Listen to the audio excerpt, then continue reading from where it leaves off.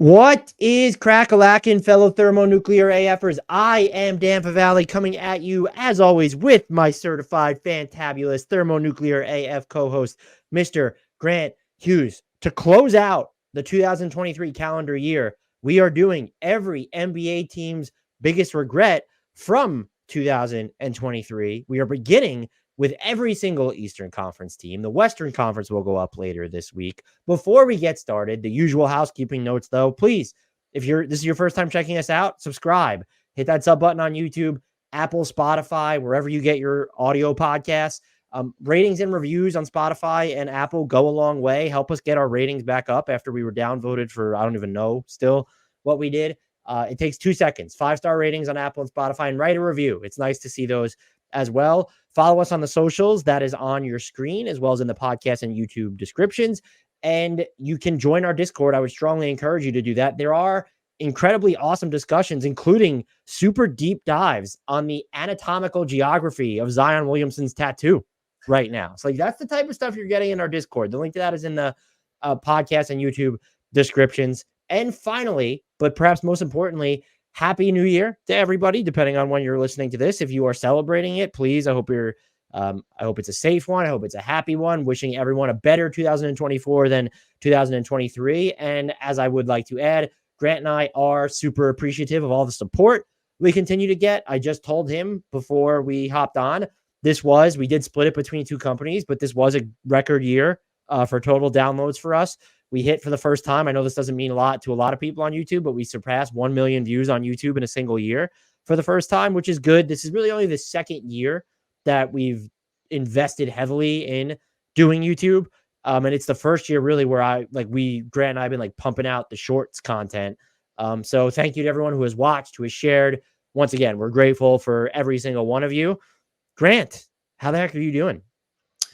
I wish I had seen the Discord conversation about Zion's tattoo. Can I guess? Because I haven't. Can I guess what the discussion was about? I have seen the photos of it. You've seen the tattoo. Okay, yeah. Go ahead and guess. It's off center, right? Is that the main thrust of the conversation? Right, but the discussion was that it's anatomically correct when looking at the actual place of his heart.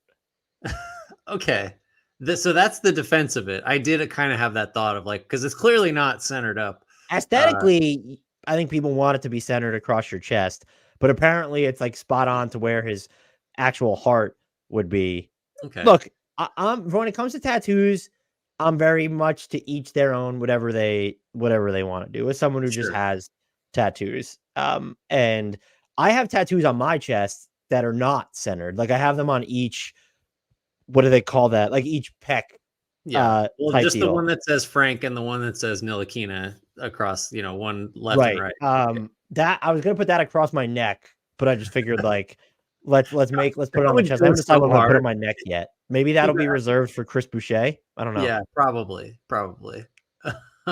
His tattoo was interesting though, because it's a cross with a lion in it. I couldn't really tell based on the picture at first, but I'm looking at it right now. Yeah, there's or is it a bear? I don't know what it is. It's not, honestly, the detail in it's pretty good. If you looked at I can't tell what animal it is. It almost looks like it could be a Wookiee from Star Wars too, but that's probably it. That's why you should join our Discord though. Those are the discussions that are happening with our esteemed, awesomely thermonuclear AF members. Are you ready to do this exercise though? And do you have any insight into how you approached it though, before we get into it? Yeah, I am ready. I think so. Although I'm going to have to ease off. Yeah, I'm going to ease off on some of the statistics in it because this is going to run several days after certainly I wrote it or put it together, and so some of it will be off. But I think the larger point stand. I just thought of it, because each team's biggest regret for 2023 could mean a million things, and I'm sure that each fan base is going to have, and hopefully this will be what we get out of this discussion. But also, after I give what I think is a big regret, I'm sure you'll think of something sometimes that'll, probably warrants mention in the discussion. So anyway, I just thought of it as more from the team perspective, or maybe even a fan perspective of this thing was a mistake that produced ripple effects, and the more consequential and far reaching those ripple effects, then the bigger the regret is to me. So a lot of times they'll be like, a really great, attentive fan will say like, well, there was this third quarter possession in April, April 14th, it was a Tuesday, and so-and-so didn't screen. It's like, that's not going to be what we're doing here. This is a much more zoomed out view, I guess.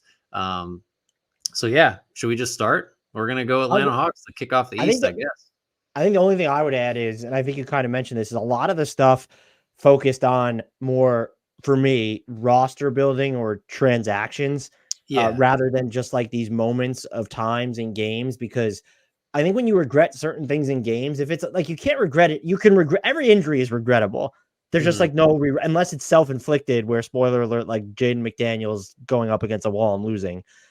But just like, even if you're saying they should have won this game, or if you're looking at the Kings Warriors playoff series and trying to cobble together a regret with the Kings, I think that tends to underestimate the role that the other team plays in sort of manifesting that regret, which is why I generally steered clear to that. I don't know where you ended up with that. No, that's a great point. I'm glad you made it. I think I didn't consciously think that way, but I ended up in the same place, basically. Like, I wanted to avoid stuff. I was trying to think as you were saying that, though, like, there's got to be, for a couple of these, like a really ill-advised, like, late game shot that someone took, or like, actually, for my Bucks one, Budenholzer not calling a timeout a couple times in that playoff upset was like part of it, but it's not the regret, for example. So yeah, definitely went more roster building, like, personnel decisions, guys that were not traded at the right time, or signings, hirings, firings, like that kind of thing, basically.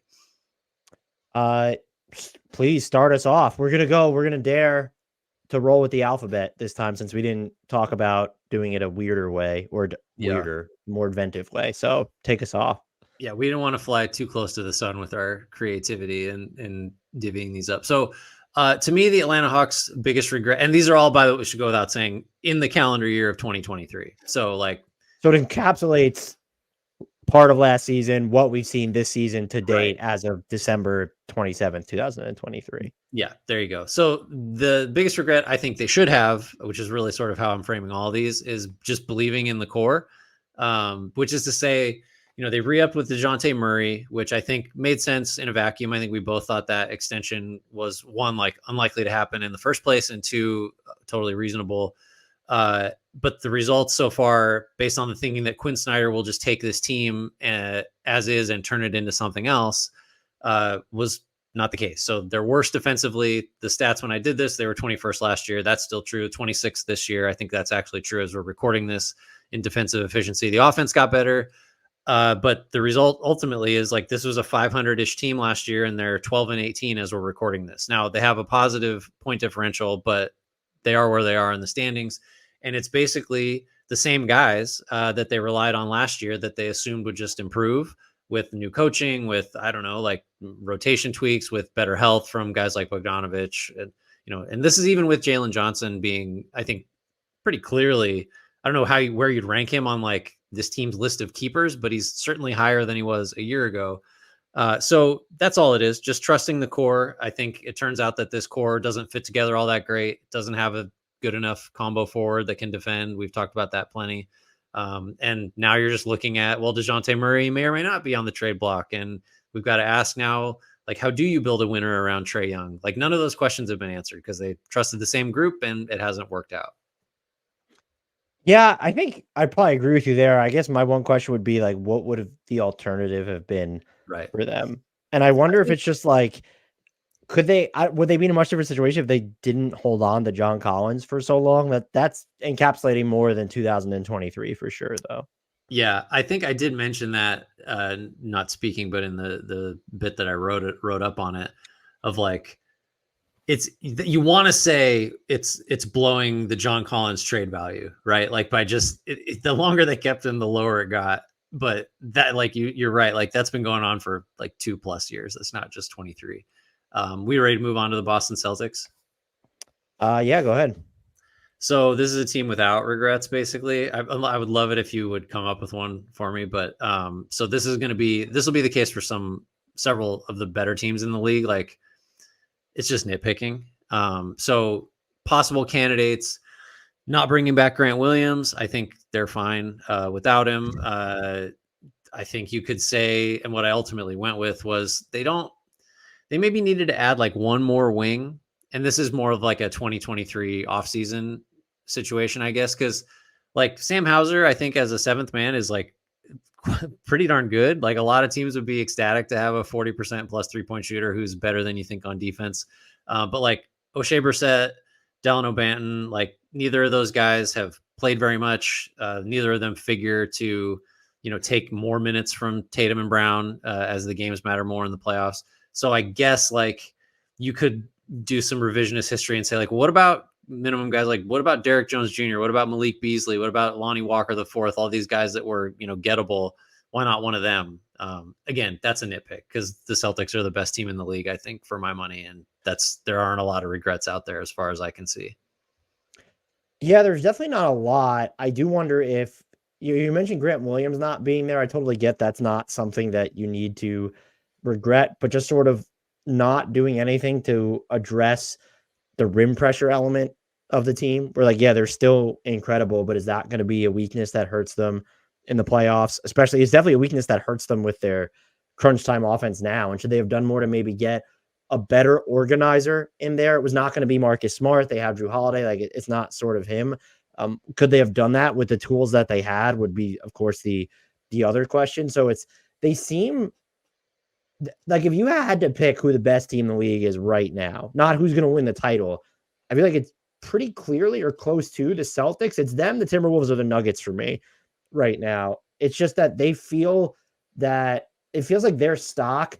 The Timberwolves might be here too, but they definitely feel more House of Cardsy to me in the playoffs than than the Nuggets, for example. Yeah.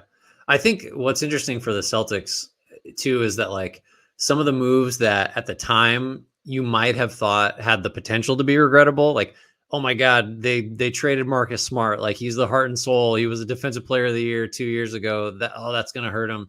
Not really. Like that turned out pretty well. They got away from him at the right time. Really, same thing with RW3, same thing with Brogdon. Obviously, you're making the Drew Holiday trade, no matter what, but like some of the stuff that hypothetically, like, oh, they really needed Williams to shore up the defense potentially, like that didn't really come to pass. So, the things that you might have thought they would regret, they just really haven't so far.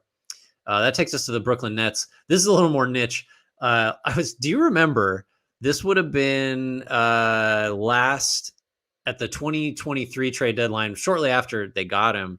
There was talk, this is Brian Lewis of the New York Post reporting that multiple teams were offering up to 2 first-round picks for Dorian Finney-Smith, and the Nets held on to Dorian Finney-Smith, who they had just gotten in the Kyrie Irving trade. I don't think they're going to get 2 first-round pick offers for him anymore this year.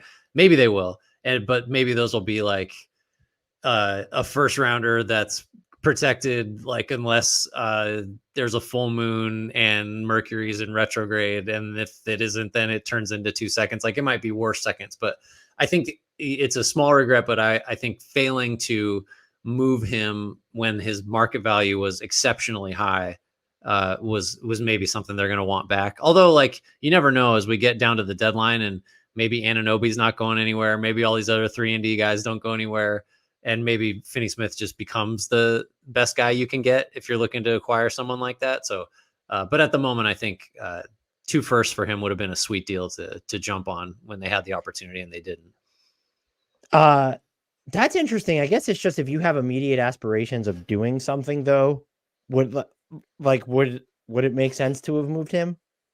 No, I think maybe but like it was I guess they decided last year that they were just going to kind of enjoy the lack of chaos and kind of see how good the team was going to be. That we're going to blow it up again. So that could have been some of the motivation. I just don't think you're getting 2 firsts for him anymore. That's all. It's hard for me to imagine that. No, I think that's absolutely fair. If it's in terms of maximizing your assets and you know that, hey, this team probably isn't even going to win a playoff series this year, even though they can be kind of frisky. I do wonder if there's something to like, could they have done anything about the Ben Simmons situation? There was no way to, get off of him during I guess it's just that would have cost equity or not, because it's just a bummer with the bat, which is beyond his control. I guess he's just probably one of the hardest contracts in the league to move until he's expiring, which will be this summer. Yeah. I was trying to find a way to do the Simmons thing, but basically what you just said is like, I just don't think you can trade him for positive value. That takes us to the Charlotte Hornets. This will show you how kind of wide ranging these things are going to get. I think it's just, it would be easy to say taking Brandon Miller over Scoot. I said it probably 50 times after the draft, but I'm not going to say that because Miller has just it's not easy anymore would be it's the not word easy anymore. Yeah. It's like at least a debate now. I think we both agree Scoot still has the higher upside, but like Brandon Miller has just been more productive, more available, looked generally better across the sample of the season. So not saying that. This is the even lower hanging fruit. Continuing your involvement with Miles Bridges. Like bringing him back at all was a mistake, and then just pretending, or saying they were comfortable with the allegations of his violation of the domestic violence protective order. This is another incident of the same type. Like we've talked plenty about Miles Bridges on this podcast. Like I think you just need to have cut ties with him by now, and the fact that the Hornets haven't, I don't know if they're going to regret it, but it's something they should find regrettable. Yeah, they absolutely should. They handled the situation, it seems like, especially after the I don't want to call them secondary allegations, but the subsequent allegations or issues that he's dealing with. They handled that situation incredibly poorly. And I don't understand why he's still on this team. So I don't even think there's not even, especially if we're dealing with, and you want to say matters of purely just on the court, which is always just an uncomfortable disclaimer. That's when you can get into something else where it's, should they have been more proactive and just trying to, like, you can't even say trying to bottom out this year, because just with LaMelo's injury and some of the other injuries they've dealt with, they're just going to end up with a glitzier pick anyway. And so this is did you consider any alternatives for this? I guess would be this is me rambling to ask you about that. No, I think, the Miller Scoot thing I thought about, someone will probably say maxing out LaMelo now that he's got another injury. Ooh. And like, oh my God, this guy's falling. He's never going to be healthy. I think that's a little hasty. I wouldn't say, I can imagine a Charlotte fan or someone that's not a big LaMelo guy saying it was a little early for that max out, but like everybody in his position that, he's been an all-star once already. Guys that have done what he's done this early in their careers just are going to get that extension, it seems like. So, and then where are you if you don't have, like, where is this franchise without him? Because at least he's kind of like still not the North Star, but he's at least like something you can think about building around. Whereas if he's not there, then like Miller's not that guy. So. And if you're not going to do that, it has to be something like smaller scale, as in, why did you not bring Den? I know Frank Ntilikina is supposed to be the GOAT, but he's injured. And so they really could have used backup point guard play and a defensive pulse, and just to let Dennis Smith Jr. leave for the minimum with the Nets. That was strange. Yeah, I agree with that. So the Chicago Bulls, to me, the biggest regret is standing pat at the 2023 trade deadline, because I think, they should have tripled down and really trade some future picks. Yeah, just see if you can go get the next Vucevic for some future first. Because they're like, no, we're just going to keep the original, re-sign him. And we'll get to news maybe in the next pod, I guess. But he's now injured, got a groin injury, 7 to 10 days. Wow, talk about. I'm sorry. Talk about people behind the curtain. I totally forgot. I put together our news doc. I guess it's going up on that. That's fine. It'll only be a day later. That is. Wow, what a whiff on my end. Oh, man. That's all right. Look, that's your biggest regret at the moment. Oh man, look, it's got to be that meme with the long paper for my biggest regret. It's got to be. Well, if we have to confine it to 2023, because the Bulls have regrettable decisions going back that are all kind of related over the last several years, but. I think you could have got more for Levine had you traded him then. I think you could have got more for DeRozan. I think you could have gotten Vucevic off your books as an expiring and brought back something. And now these guys are all still here, and it doesn't seem like any of their market values are higher than they were. Although like the Bulls are just winning a bunch of games now, which is hilarious as their most expensive players just play less. But yeah, I think last trade deadline was the time.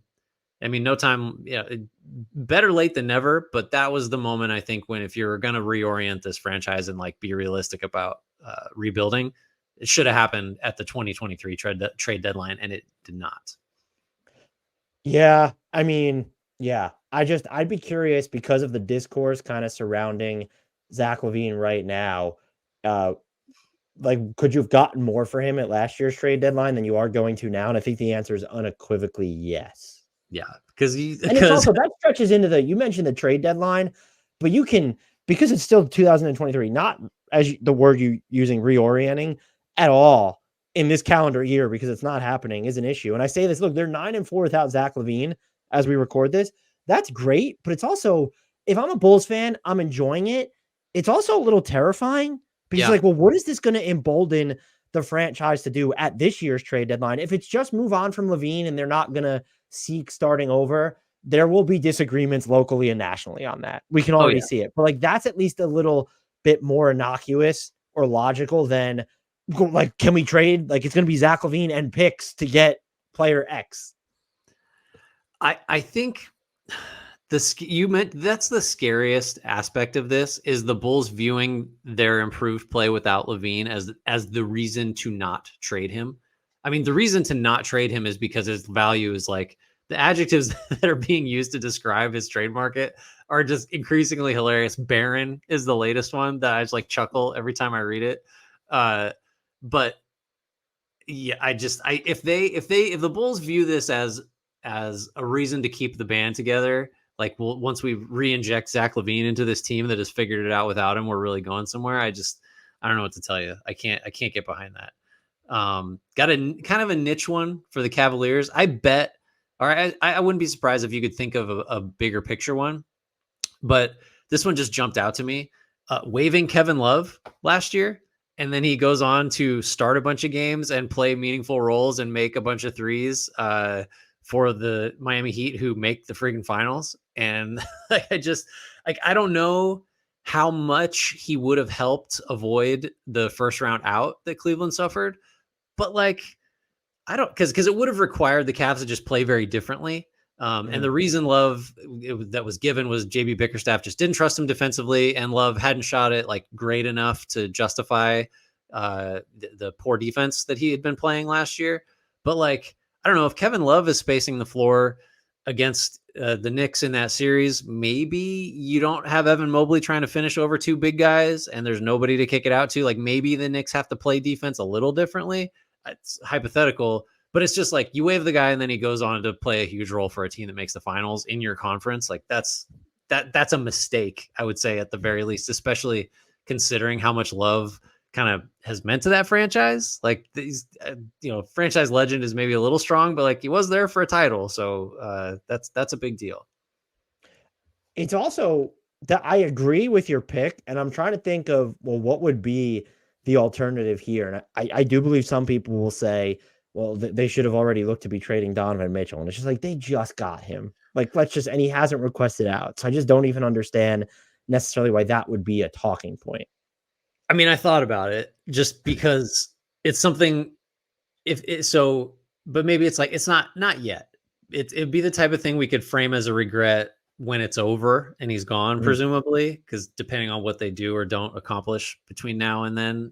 But yeah, it felt a little hasty. It felt a little like, I don't know, not like attention seeking, but a little bit. I know that you're from experience that you're quite the attention seeker too. Yeah, just love it. Can't get enough. Let's pay attention to the Detroit Pistons.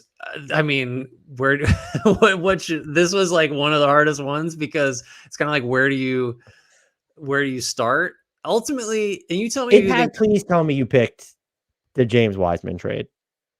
No, that's not it. I mean, that's bad.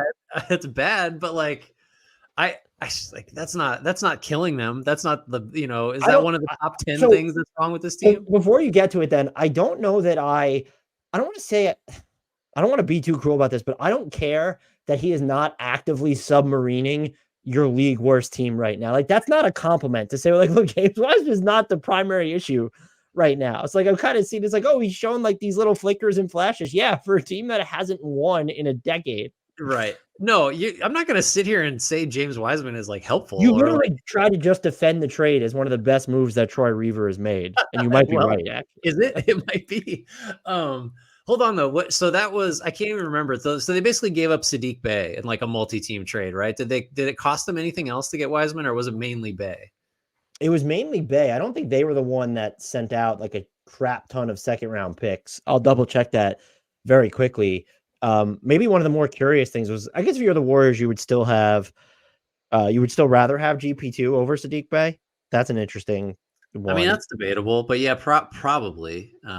But so as you're looking that up, what I did go with, I don't feel great about it. But it's hiring Monty Williams and hiring him for the amount they paid him and for the length of that contract.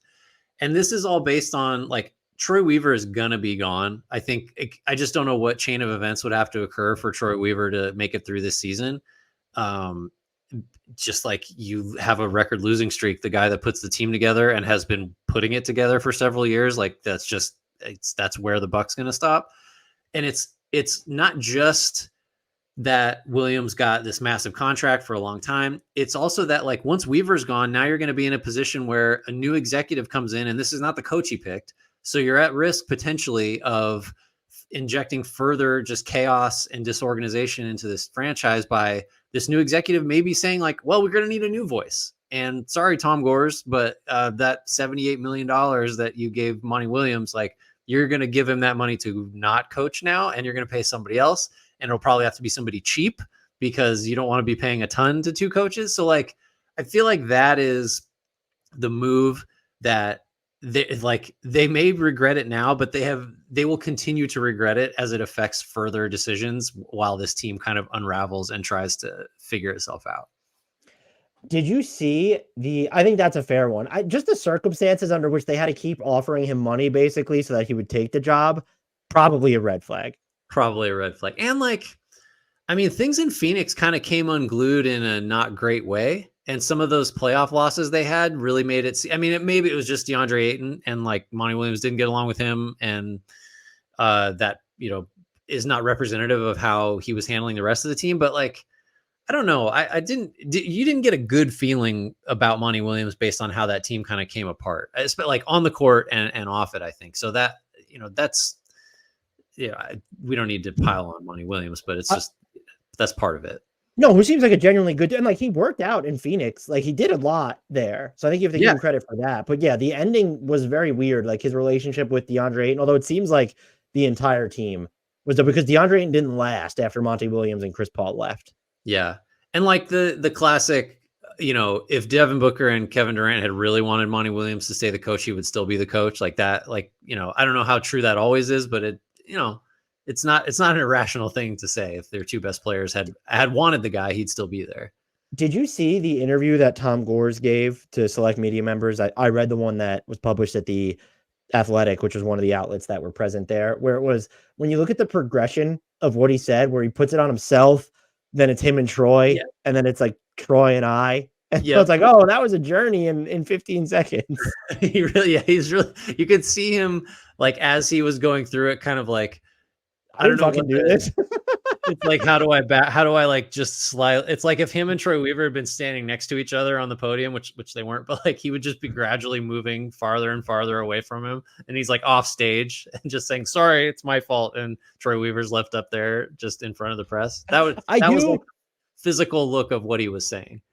As someone in a market with James Dolan, and I know Knicks fans get annoyed by this, I just appreciate him talking to the media at all, even if it felt like a bunch of, I think you had to read between the lines for a lot of it. And some of it basically was in terms of plans, we have no plans is what that meme is what it felt like. He's like, yeah, we're going to make changes, but he's not really talking about what's wrong. He's just emphasizing flexibility and youth and the fact that they've made mistakes. And so it's empty, but at least you faced the music and like even answered a question about how do you feel about sell the team chance. I did appreciate that. But since we just dumped on the Pistons for 5 minutes, I did appreciate that element of what he did though. Yeah. And look, nowhere to go but up. So like let's Speaking of up, we have the Indiana Pacers next, unless I botched the alphabet. No, you're good. So like there's no sure way to look stupid than to judge a draft that is like a couple months old, basically, or a draft class that is a couple months old, but I'm going to do it anyway. I think it was a mistake for the Pacers to trade number 7 for number 8 and a couple future second rounders, because number 7 could have been Bilal Coulibaly and number 8 is Jarris Walker.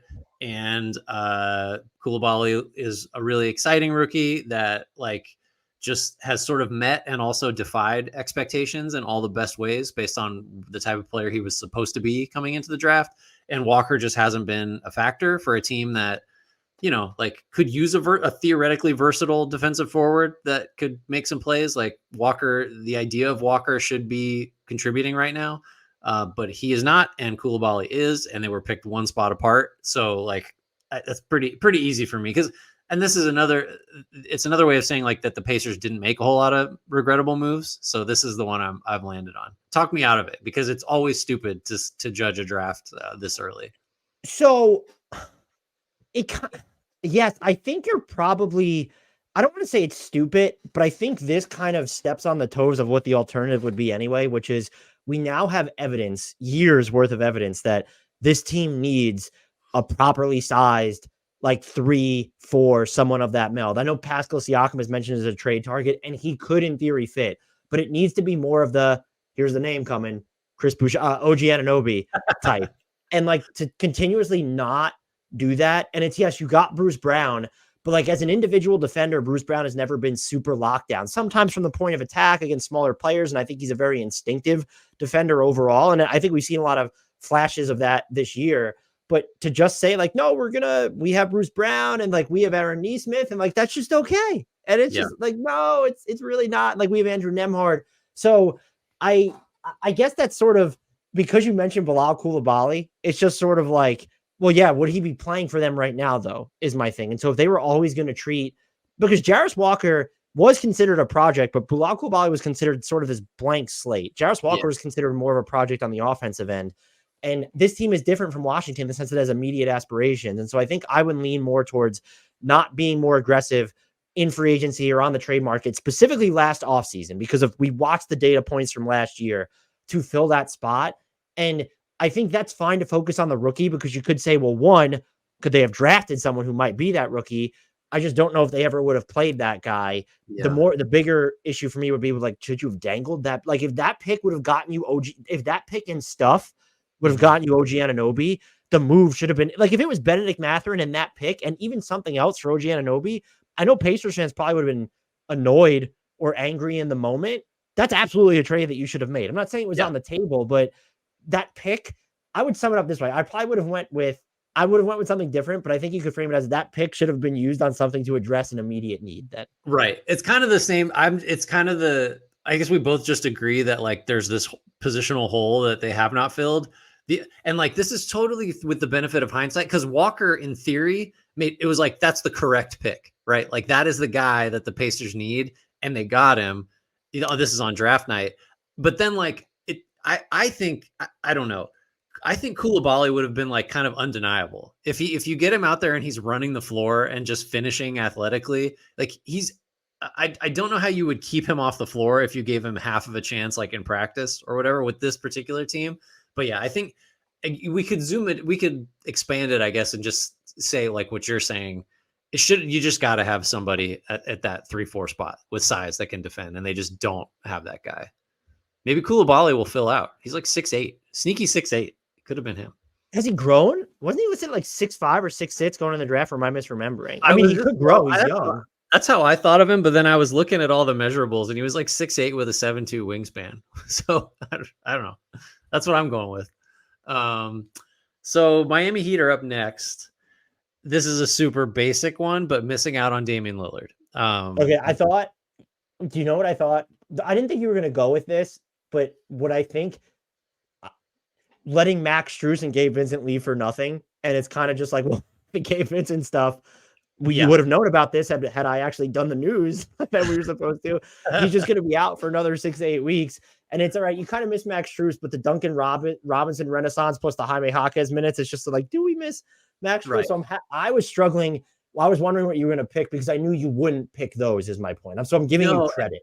And I mean, like in criticizing the Heat's offseason, which I definitely have done whenever I've been asked to evaluate it, the Strus and Vincent pieces are part of it.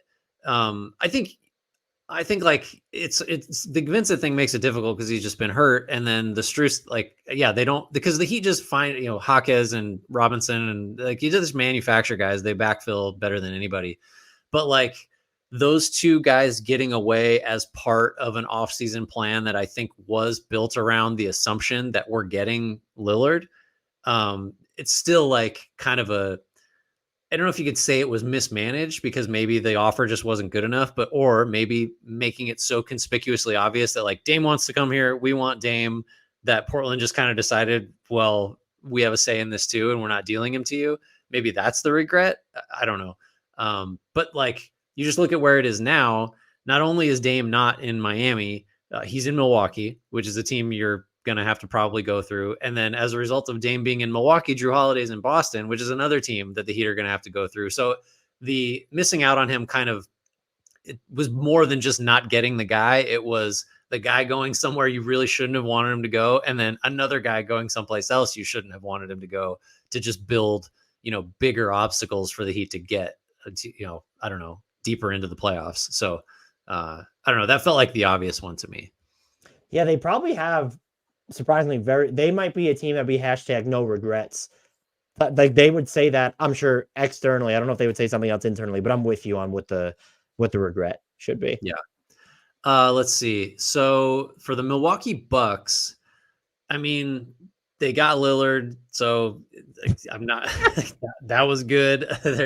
I guess like in that sense, any regret you pick for them like presumes that they could be in a better position had things gone differently.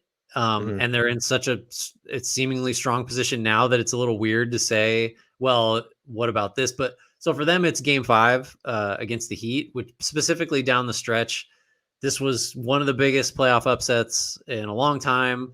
It was like embarrassing. Nobody cares or remembers that Giannis was hurt in that series. That's just lost to history. And all we think about is how disappointing the Bucks were, which so the fourth quarter, I kind of went back to the specific game. They're up 16 going into the fourth. If they lose, they're eliminated. They go 3 for 19 from the field. Giannis can't make a free throw. They botch multiple situations with like substitutes. They don't have Brook Lopez in the game to defend that Jimmy Butler lob, basically with not quite at the buzzer that ties it to send it to overtime. They don't use their timeouts to get an extra possession late in that game. Budenholzer gets fired as a result of this. But then like Giannis extends because you got Dame and you acted really, proactively to change your fortunes. So like, it's a regret. That game was embarrassing. It's kind of a stain on the 1 versus 8 rough look. Like the Bucks are fine. Things turned out pretty well, but that was a rough game. And like, hey, if Adrian Griffin turns out to be like just not the guy, which there have been some indications that he's a little iffy as a first-year head coach, then maybe this is a bigger regret because he replaces Budenholzer. But as it is, like that just jumped out to me as something they probably wish they could have back, the Bucks. So that's actually the right pick. I'm not gonna lie. But the other thing I would have thought of, and I think I might have mentioned this to you, was the fact that they kept Drew Holiday's name out of the trade sweepstakes. Like they wanted it to be a secret. The report came out, and by doing that, they couldn't dictate where he went, and so he ends up on their biggest threat to coming out of the Eastern Conference. That's kind of a sneaky big deal, and it'll be an even bigger deal if they wind up losing to the Celtics in the playoffs. And I think most people right now, I haven't dug into really thinking about it, but if it was Bucks Celtics in a 7-game series right now, I think most people are picking Boston in 6 or 5 games.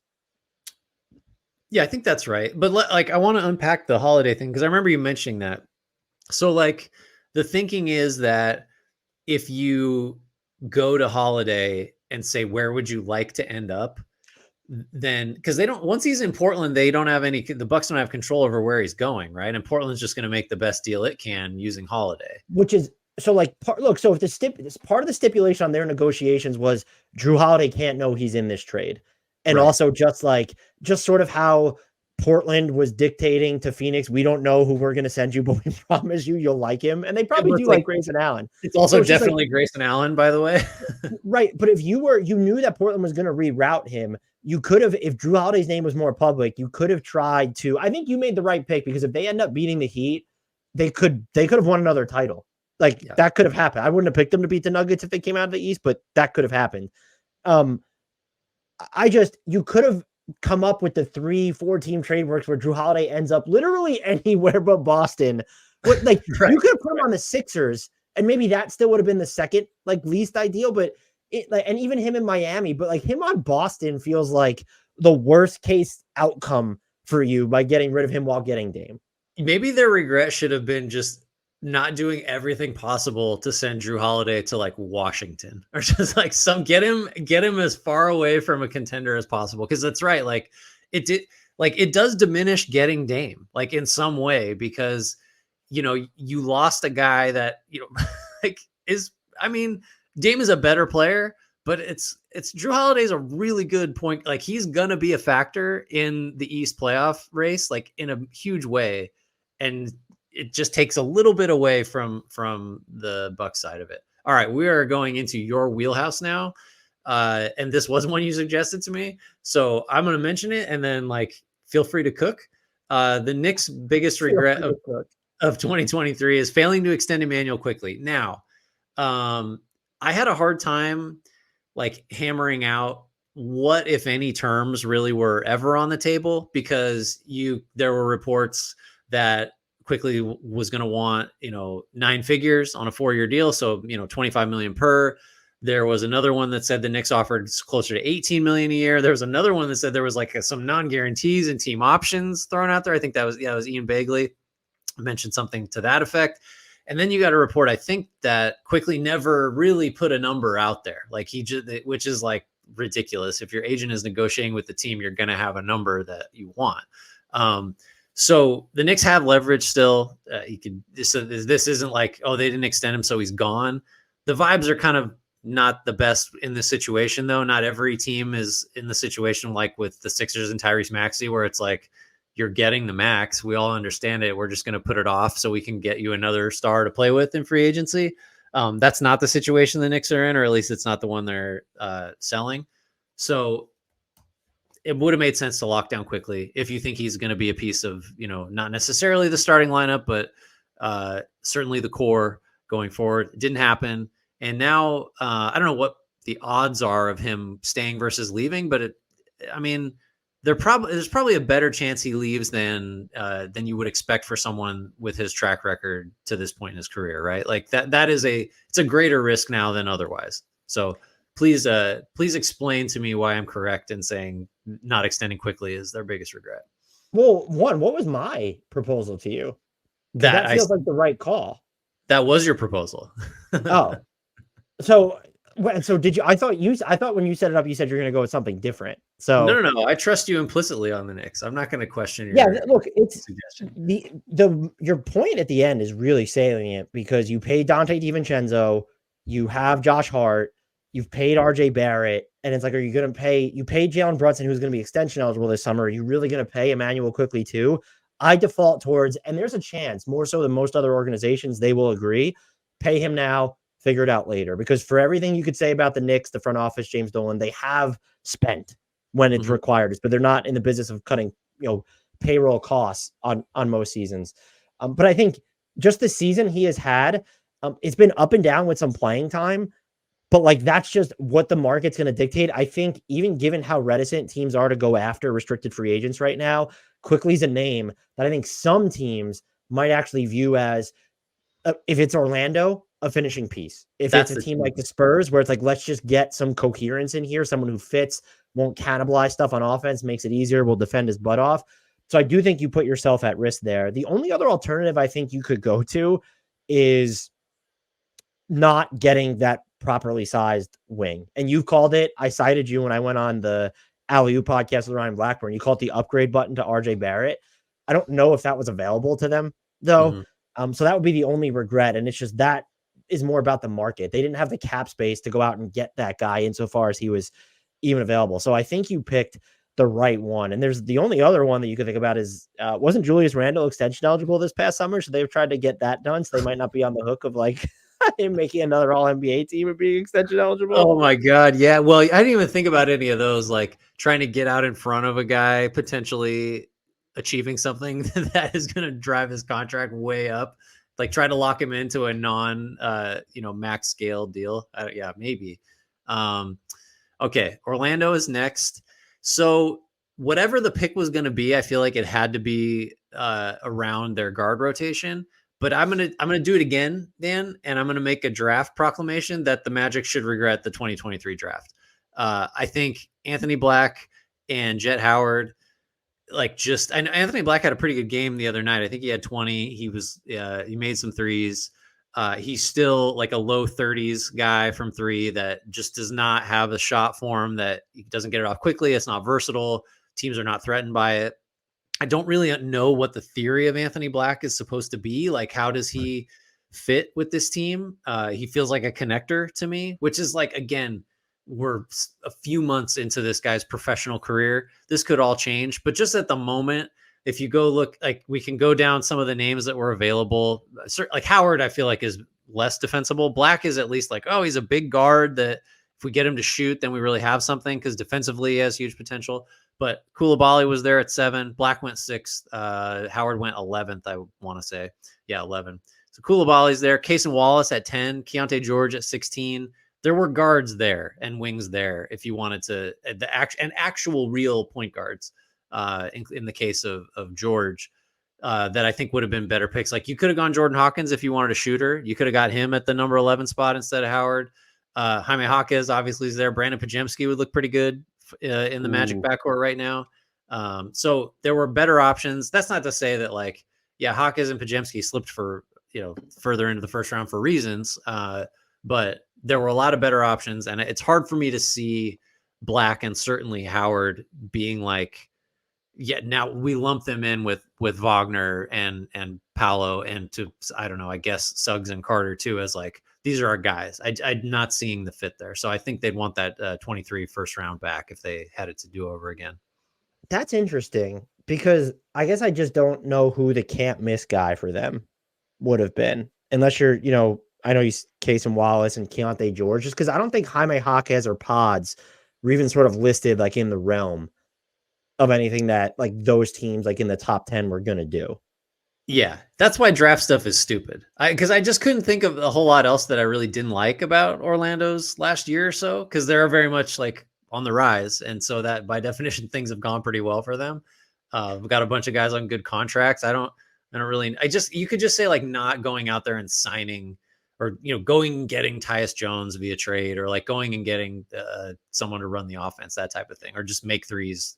Someone who's just like Joe Ingles, when he was healthy, like gave them some good minutes, but I probably would have just defaulted. And this might've been more of a cop out. You were definitely more specific, was that you needed to upgrade the shooting and floor spacing in the half court immediately in higher volume. And you just didn't do that, because Joe Ingles, when healthy, isn't going to play a crap ton of minutes. Right. You already mentioned like Jet Howard's just not like a huge factor for them. I don't mind the Anthony Black pick as much, though, just because that dude is a menace on the defensive end. I don't love his fit in Orlando long term. The jumper is a big one with him. He looks a little bit more confident. The percentages don't necessarily line up with it, but he looks a little bit more confident with it. He has been better. Yeah, for sure. This is maybe the hardest one for me. I have the Philadelphia 76ers next. Because you need to go back a little farther to like outside of 23, I think, to do sort of like big picture stuff. So I ultimately went with their kind of free agency holding pattern, which I don't even love, because they got Kelly Oubre for the minimum. They got Patrick Beverley for the minimum, but they did, as they're trying to figure out what to do with the James Harden trade demand, they did lose Niang and Shake Milton. And who's the third guy that I never remember? Jalen McDaniels, who they had just traded for. They lost all 3 of those guys, and it seemed like it was at least related to this holding pattern they were kind of in, while they decided like, okay, what's our roster going to look like? What do we do? I don't know how much any of those guys other than McDaniels would have really helped. And with Oubre on the back on the floor and looking like one of the better minimum signings, like maybe not at all. But I just struggled to find a big regret for a team that like moved off James Harden for decent value, is one of only 2 teams that has a +10 net rating in the league right now. Like, the Sixers are looking pretty good. Maxi's blown up, so that just fixed everything. That, maybe they're not going to have enough offensive oomph around Embiid. So like, that's the best I got. I don't see a ton of obvious regrets there for the Sixers. Yeah, I don't even know how you would like reframe the James Harden stuff either. Like, could we just settle on, should they have moved Furkan Korkmaz already? Hasn't he been like on the trade amendments for like 5 Right. years since he got It's there. been, how many days since trade demand? Like, because you could say, Could you you say? can't, you I'm can't sorry. really. No, Oh, go go ahead. ahead. Can you say they should have fired Doc Rivers like in the middle of last season? I mean, Probably not, because then Nick Nurse isn't available and he's been great for them. So that's a that's bad right. one Because then too. you don't get Nurse, so I don't think it can be that. You could say, like, again, it goes back too far. Just do something different with the Harden, whatever, he's going to take a haircut deal so you can go get PJ Tucker and Daniel House Jr. Like something surrounding that, just like making any kind of unclear agreement with Harden, because that spiraled out of control and you had the liar comments and all that stuff. But like in the end, that turned out fine, because you were able to trade him. You were able to get a couple firsts. You were able to get the expiring salary that you like. I don't know, that as crazy as it sounds, like all that kind of worked out, which seemed impossible for a long time, but it sort of did. So I don't know what to do with that one. Yeah, they were a tough team, which is Yeah. weird because it's just like, I guess you could. I don't know. I mean, like, so what did you actually end up settling on? I'm sorry. Just My like their mind just free went blank. agency holding pattern, which Yeah, the not only a thing I big can say deal. is just like, and what does that do aside from you should have played better when you went up on the Boston Celtics in the playoffs? And just like that, you know what I mean? Like, Yeah, right. Right. Yeah, I'm sure I could have found a game like, oh, Joel Embiid tweaked his knee in the playoffs. Like they regret that, they should but have benched James Harden for game 7 and maybe they would have won or something. right. Yeah. Only played him in a couple good games. All right, Toronto Raptors are easier. Again, several. I mean, Easier in the sense that there's plenty to choose from, but yes, hard in the sense it's to narrow down. no, that is the first one, because like let's go through the ones I didn't pick. Letting Fred VanVleet go for nothing. I didn't pick that. I didn't pick not trading Fred VanVleet when they should have. Could have picked that. Could have picked not trading Gary Trent Jr. before he like shockingly opted in. I don't know if you saw that coming. It didn't seem to. You could pick not trading Anunoby or Pascal Siakam at last year's deadline if you wanted to, based on some of the offers that were available then.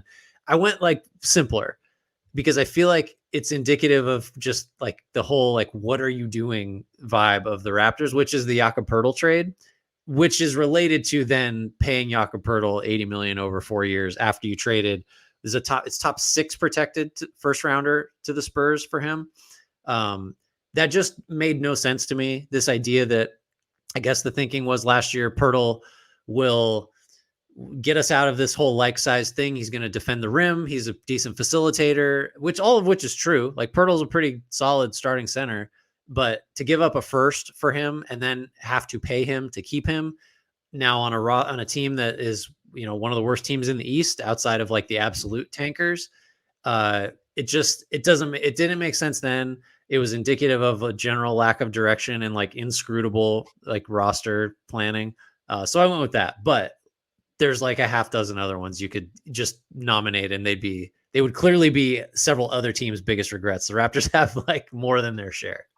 Well, here's the real question. Your pick is inarguable, I think. Will we be sitting here this time next year saying the same thing about Pascal Siakam or OG Anunoby? Like that they let them go for nothing? One of them go for nothing. I mean, there's a decent chance, right? Like, I just, you can't though. You can't after VanVleet, because we never got a good explanation for why that happened. Letting VanVleet go.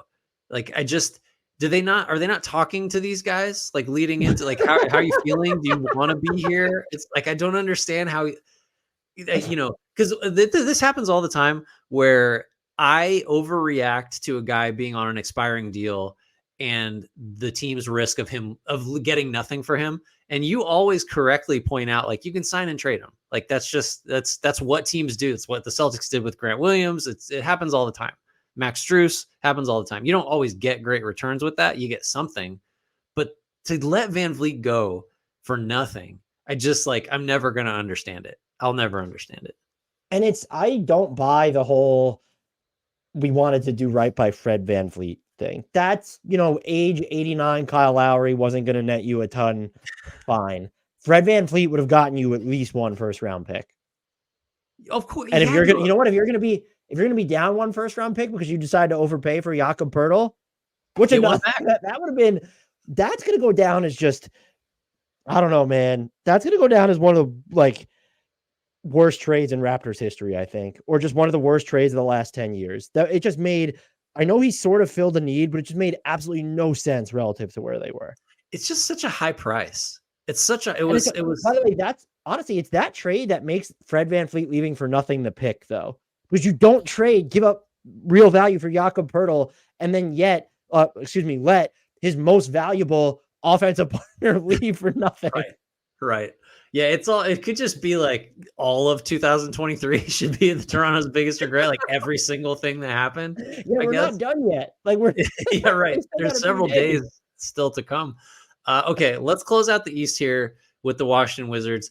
I guess let's frame it as a question. Dan, would you rather have Jordan Poole on the contract he's on right now, Chris Paul just playing basketball for your team with a non-guarantee for next year, or a giant like 30, I don't know how you would do this, but somehow just have that cap space sitting there that would have gone to Paul? Like maybe you flip him into do something else, like call it I don't know, other.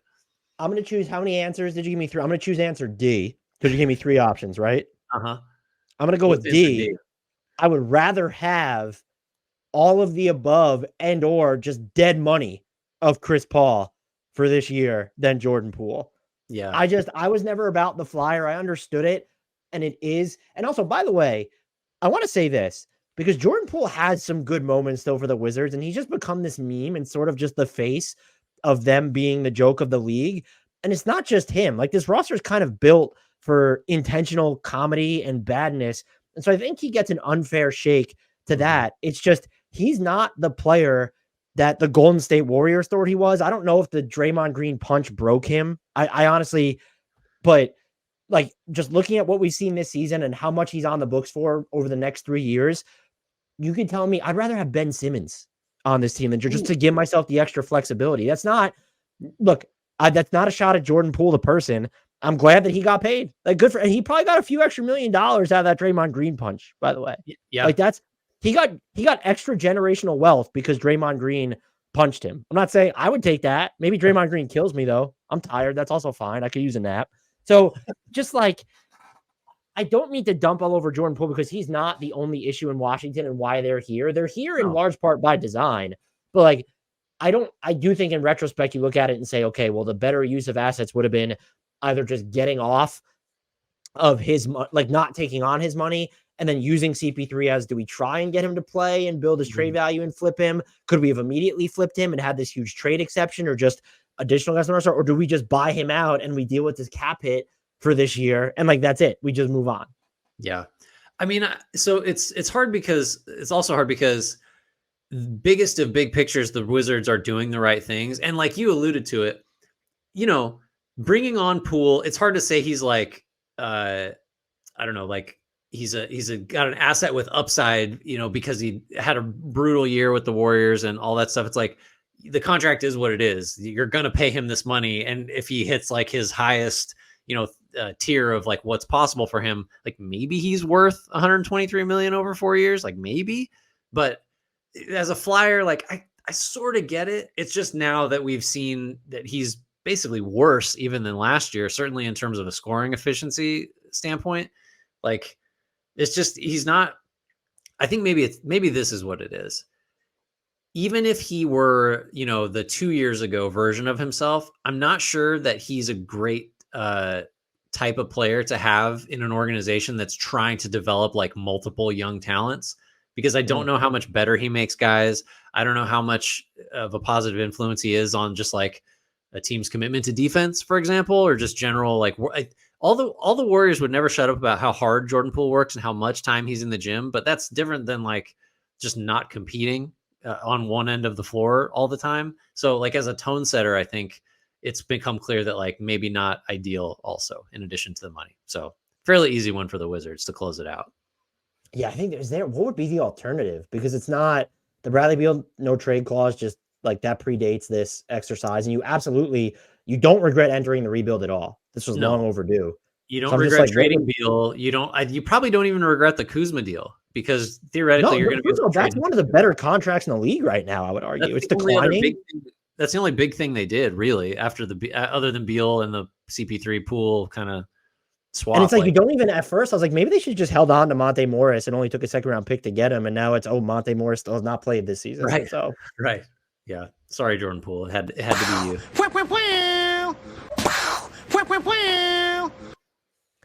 We are on to stat padding. This one will be guess a player.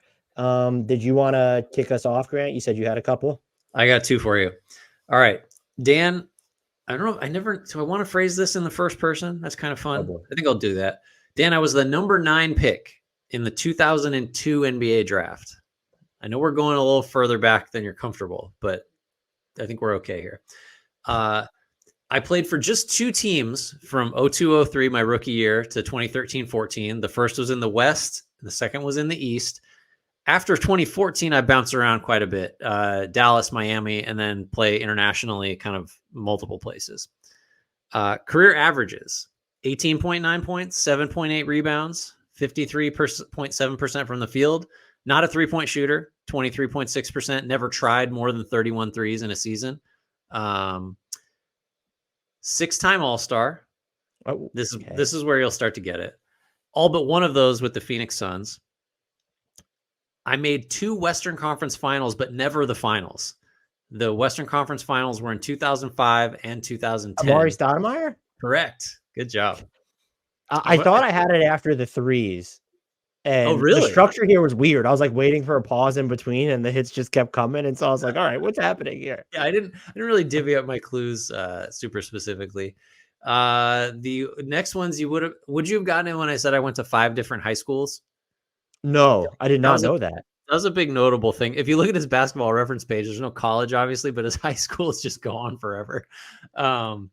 I would arguably one of the best big man athletes ever. 1,593 career dunks, many of which were facilitated by my Hall of Fame point guard. I feel like you would have got it by then. Yeah, that one I would have gotten. All right. Maybe a much harder one. Also, maybe one that you're going to get like right away. I'm not sure which way this is going to go. Okay. This has an unusual framing. So you have to pay attention. My brother was the number 45 pick in 2008. He played 946 games over 15 seasons. He was the number. My brother was the number 45 pick in 2008. Played 946 games over 15 seasons. This is this player's brother. My brother started his career in Phoenix, then went to Houston, then back to Phoenix, then Miami, Toronto, Brooklyn, Chicago, Milwaukee. My brother made 1 All-Star game at age 31 while a member of the Heat. He was better the year before when he averaged 20.3 points per game for the same Heat team. I feel like I should know this. You're going to get it quickly. You want another clue? Yeah. My brother got ruthlessly dunked on by Derrick Rose. I mean, that's so many guys before 2009. This is my favorite Derrick Rose dunk. This is me interjecting. This is Grant. This is not this guy's brother. My brother is left-handed. Last clue. My brother's first name rhymes with my name, and we were traded from the Suns to the Heat together in 2015. We were traded from the Suns to the Heat. Is it Goran Dragic? Well, that's his brother. So Zoran? Yeah, Zoran Dragic, who played like 10 NBA games in his career. I totally, as soon as you said the track record of like the teams that he was on, I was like, wait, is that Goran Dragic? Like that was the time that I was like, no, wait, that can't be it. And clearly, well, they all had to be clues about Goran Dragic because 16 games in his career for Zoran Dragic. He just never played. But congratulations, you've gotten the most obscure guess a player we've ever done. Because I guarantee whoever we've picked before has played more than Zoran Dragic's 16 career games. So good job. You're in the record books. Most obscure, successful guess player. Thank you. I appreciate that. But that's all I have. Is that it on your end, or you got more? Nope, that's it. All right. I got a few we have some from Rubik's Gal, one from B Rich, and we have a bunch from Mike Hernishin in a doc he set up for me. So that was very nice of him. So let's do a couple from Mike Hernishin first. Shout out to him. Happy birthday. I think it was recently, or he's in Vegas celebrating it right now. So shout out to you. Happy birthday. Happy birthday. Okay. So do you like that setup? Do you just want me to keep reading until you get it? Or do you like the pauses like clue 1, clue 2? What do you prefer? I like the pauses, I think. Okay. Clue number 1. I was picked number 27 in my draft. Okay. Didn't do it for you? Nope. Clue number 2. At the time of my selection, the fans of the team I was drafted by thought that the front office confused me with a different player in the draft, leading to a somewhat unfair nickname. Oh, that's triggering some alarm bells. Go ahead. I'm not. Okay, go ahead. Clue number 3. Notable not so good players taken in front of me were Thon McCurr, Gershon Yabusele, Wade Baldwin, Denzel Valentin, and Malachi Richardson. So okay, those guys were taken ahead of. So this guy's probably pretty good if we're. Oh wait, so that's that draft class. He's giving it away. All right, go ahead. I feel like, do you want me to give you the draft class? Because yeah, give me those players again. I wasn't thinking in those terms of what year that'd be. So Gershon Yabusele, Wade Baldwin, and it was. I mean, this might be better. It's the 2026 draft class. Does that do it better for you? 2016. Yeah. Okay. Yeah. Okay. Yeah, I got it. Clue number 4. I'm the second most decorated player of all the players selected in my draft class. Oh, wow. 27th pick. It's not Desmond Bain. That's too early. Go ahead. Yeah. Clue number 5. I have an incredibly bad self-anointed nickname. So it's confused for someone else on draft night and a bad self-anointed nickname. I don't know. That's not helping me.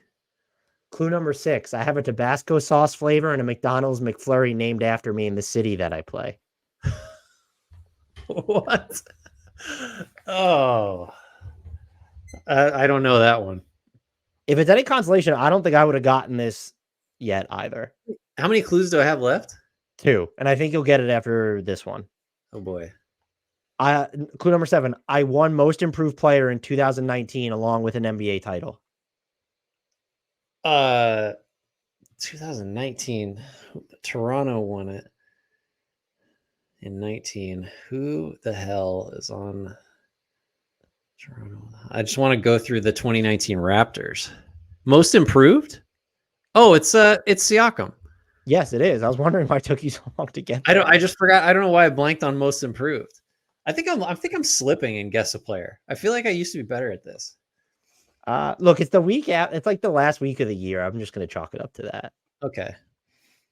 Next one. Clue number 1. I was drafted by the Sonics and then traded to the Magic for Horace Grant. Drafted by the Sonics and the Magic for Horace Grant. I got a couple guesses. You care to venture some of them?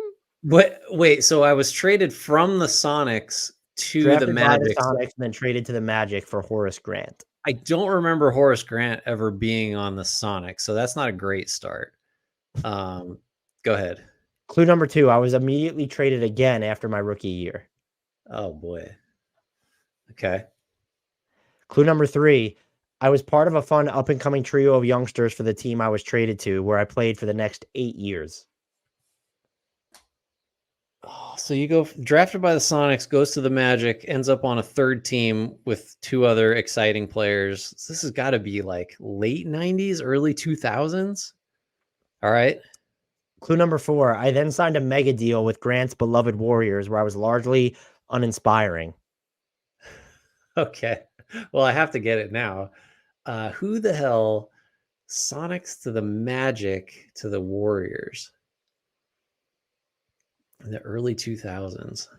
Signed a mega deal? The word is mega deal? The word is mega deal. Oh, all right. I don't have it. I probably should have it. Clue 5, your second to last one. I was so bad for Golden State that the locals gave me a nickname to describe my play style that is not suitable for younger audiences. I don't know what that is. All right. I don't know what it is either, so I'd like to know what this nickname is. What's the last clue? Clue 6. My more well-known nickname is based off the similarity between my last name and canned pasta. The canned pasta. If you don't have it, I'll give you the canned pasta name. Was it like Chef Boyardee? No. Oh, what other canned pasta is there? SpaghettiOs. Yeah, Corey Maggette. Yeah, there you go. Do you know this not suitable for younger audiences nickname that he had? Because I don't. Nothing comes to mind. I'm trying to think I wonder who the three young players that he like got was an exciting like who is that? The Clippers team with like Darius Miles and Lamar Odom or Elton Brand, or no? Am I misremembering? It could have been. I didn't remember that Maggette was drafted by the Sonics. Interesting. Where is his basketball reference page? Let's see if that was the. I feel like maybe I do feel like it was the Clippers. So he started out Orlando, yeah, and then he was with the Clippers. So it must have been Darius Miles was definitely one of the exciting young players, and then I'm guessing Corey Maggette and it was Lamar Odom, or it could have been Michael Olowokandi at that point. You know, very Richardson was on that team too. Was young Sean Livingston there yet, or was he later with the Clippers? His first season? I'm looking at just the first season, which was 2001. He was not. It had to be just looking at the ages. It was Darius Miles, Corey Maggette, and then Quentin Richardson and Lamar Odom were both 21 or younger, so it could have been a quartet of. Now I'm trying to see. You know, you look like Maggette. I wish it had the clue been I committed one of the most egregious travels of all time, I would have probably gotten it sooner because there's it travels like 8 times in one play. Do you want to know how for his career, Corey Maggette took 31.1% of his shots from 16 to 23 feet? That's real bad. Nobody does that anymore. Daryl Morey is somewhere shaking with rage. DeMar DeRozan wishes he could get that many. All right. Okay. Give me another one. All right. We'll wrap up this one from Mike H and then move on to the others that we have. Clue number 1. This is a short one, 6 clues. So pressure's on. My older brother was somewhat seen as the better draft prospect, despite him being out of the league by the time I came into the league. Oh, my older brother. Okay. So I want to double check because the draft class isn't listed here, and I feel like you should at least get that. I was drafted 20th in 2015, sandwiched between a bunch of guys no one remembers. And his older brother was regarded as the better prospect. Correct. I feel like I should get it right away. Okay, what's the next one? I was part of a loaded bench unit for a team that was the number 1 seed in the conference early on in my career, where I was still playing alongside one of my college teammates. 2015 draft class. Okay, don't have it. Clue 4. Said college teammate and I were traded within 6 months of each other to teams in the same division, and I haven't been the same player since then, despite being a decent backup point guard. Point guard. Thought you had it. I almost thought I had a little spark happen, but then I don't have it. A decent backup point guard with a brother who was regarded as the better prospect. It's not like it's way too late to be one of the Teagues. It's not like Marquise Teague or Jeff Teague or anything like that. No. Okay. Go. What's the next clue? I've been traded for Marc Gasol, Trevor Ariza, and current professional wrestler Satnam Singh in my career. Marc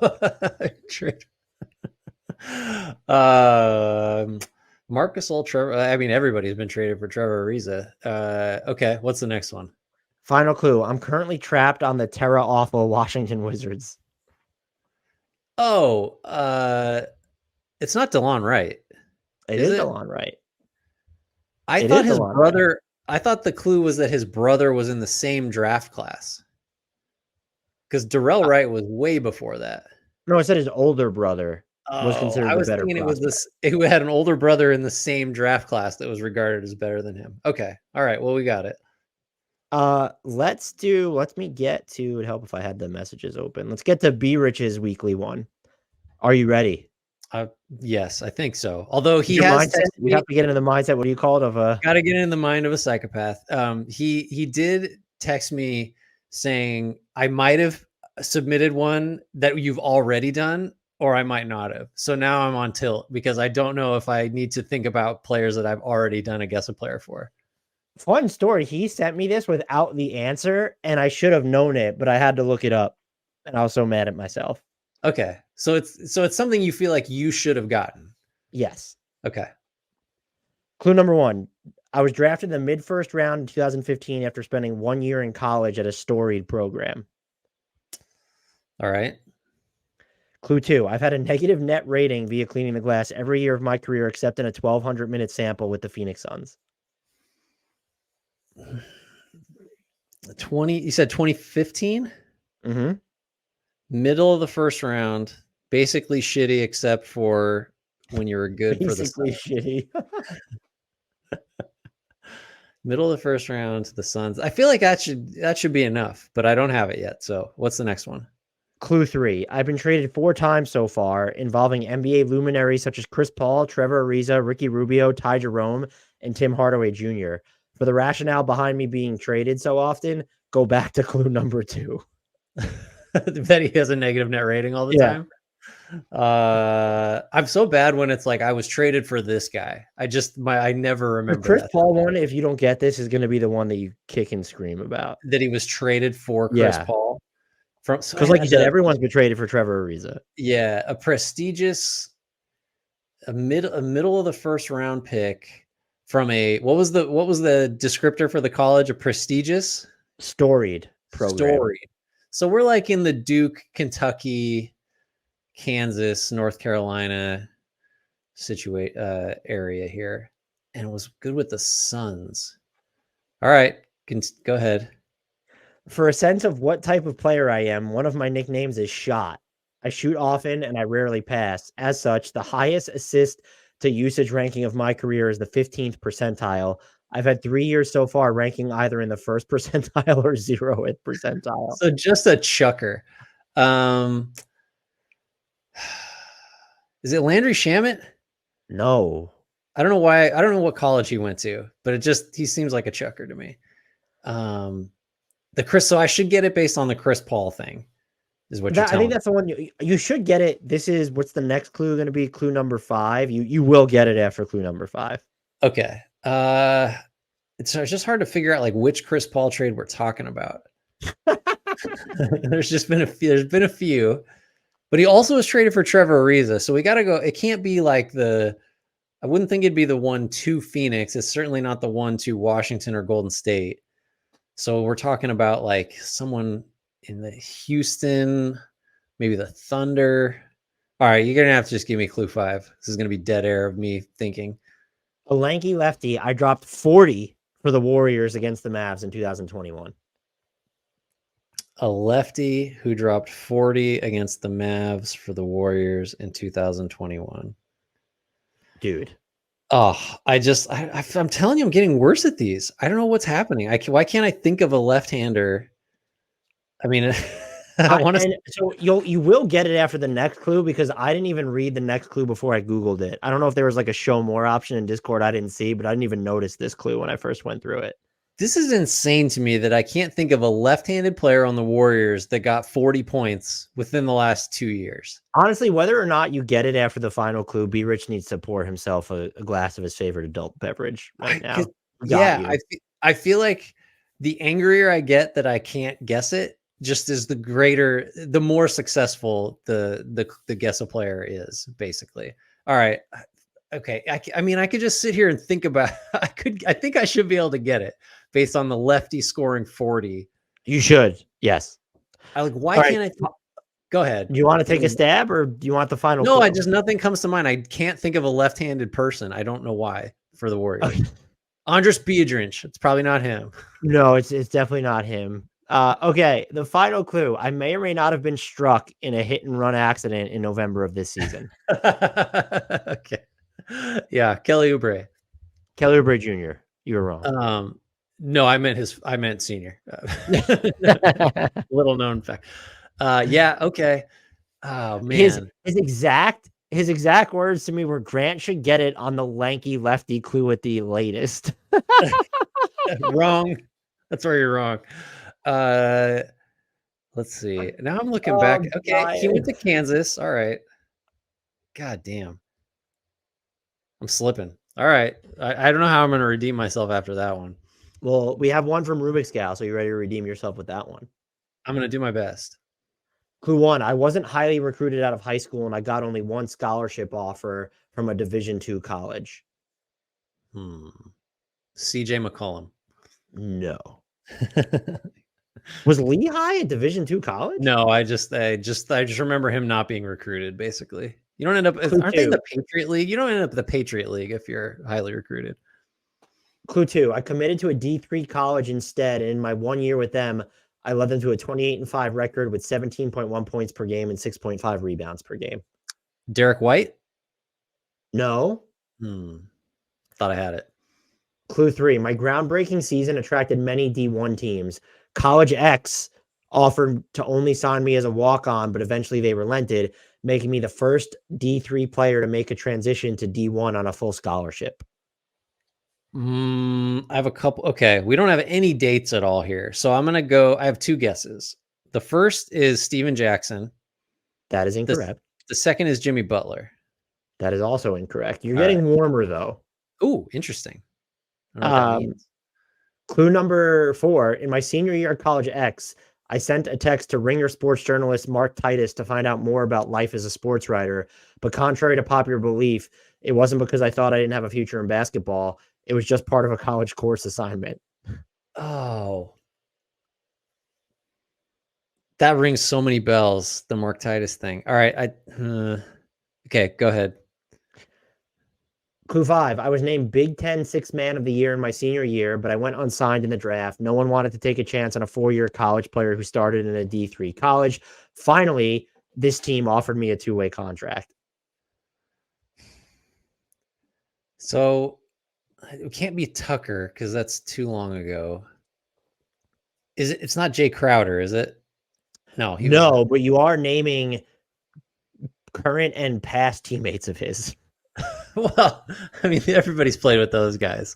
Go current. Interesting. A current Jay Crowder teammate. No, I said you are naming. I didn't specify which one was the current teammate. Oh, well, all right. So I gotta start thinking about his current teammate is not Derek White. His current teammate is not Derek White? No, and he's never played with Derek White. All right. Yeah, I'm gonna need another clue. You have 2 more. Okay. Clue 6. I'm the fastest player to reach 200, 300, 400, 500, 600, 700, 800, and 900 made threes. Marketing was the fastest to reach 100 made threes, in case you were wondering. Duncan Robinson. Correct. What a bunch, like such a thorough one from Rubik's Gal. God damn. That's a perfect clue because it just totally orients you. Like, oh, okay. There's a player type that I'm just not anywhere close to guessing. So he played with Jay Crowder and Jimmy Butler, obviously. That was my... Yeah. I did not know about the Mark Titus text message. Rubik's Gal sent it to me. I was reading. I was like, that's so wild. Yeah, that rang a bell. You want me to read the text message? Sure. Hey, Mark. My name's Duncan Robinson, and I'm a senior on the men's basketball team at Michigan. I'm reaching out to you because for one of my classes, we are asked to connect with somebody in the industry that we are interested. I'm a big fan of The Ringer and specifically your work. Was wondering if you would have some time to connect so I could potentially learn more about your role as a staff writer in The Ringer in general. Hope all is well with you.